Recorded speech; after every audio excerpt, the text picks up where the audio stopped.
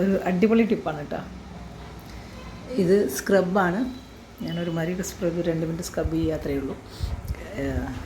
വേറെ ഒന്നല്ല, കരിഞ്ജീരക പൊടി ഞാൻ പൊടിച്ചെടുത്താണ് മേടിച്ചിട്ട്. നല്ലതായിട്ട് ക്ലീൻ ചെയ്ത് ഉണക്കിയിട്ടൊക്കെ പൊടിക്കണം എന്നോ. അതും കുറച്ച് ചെറുപയർ പൊടി. അതല്ലെങ്കിൽ ചെറുപയർ പൊടി ഇല്ലെങ്കിൽ നിങ്ങൾക്ക് കടലമാവ് ഉണ്ടെങ്കിൽ എടുക്കാം, അല്ലെങ്കിൽ അരിപ്പൊടി ഉണ്ടെങ്കിലും മതി. എന്നിട്ടിങ്ങനെ സ്ക്രബ് ചെയ്യാം. ഒരു 10-15 മിനിറ്റോടെ കിടന്നോട്ടെ. സ്ക്രബ് ചെയ്തിട്ട് വേണമെങ്കിൽ ഫേസ് പാക്കായിട്ടും യൂസ് ചെയ്യാം. ഇത് രണ്ടും കുറച്ച് തൈര് കൂട്ടാം, എന്നാലാണ് ഈ കുഴമ്പ് പരുവത്തിൽ കിട്ടുള്ളൂ, അല്ലെങ്കിൽ പൊടിയായിട്ടിരിക്കും. അപ്പോൾ അത്രയേ ഉള്ളൂ. ഒരു 10 മിനിറ്റ് കഴിഞ്ഞിട്ട് ഞാനത് കഴുകിയിട്ട് എടുത്ത് കാണിക്കാം. കണ്ട 2 മിനിറ്റ്, ഒരുപാടൊന്നുമില്ല. ലൈഫിലൊരു 2 മിനിറ്റ് നമുക്ക് വേണ്ടി മാറ്റി വയ്ക്കാൻ ആർക്കും ഒരു ബുദ്ധിമുട്ടും വേണ്ട.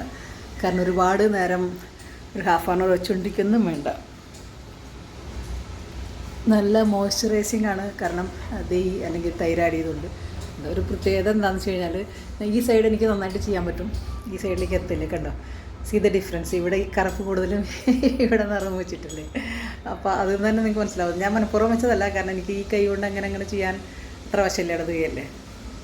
അപ്പോൾ എല്ലാവരും അടിപൊളിയാണ്, ഒരു ടിപ്പാണ്, നല്ലത് ട്രൈ ചെയ്ത് നോക്കുക. കാരണം 2 മിനിറ്റേ ഉള്ളൂ.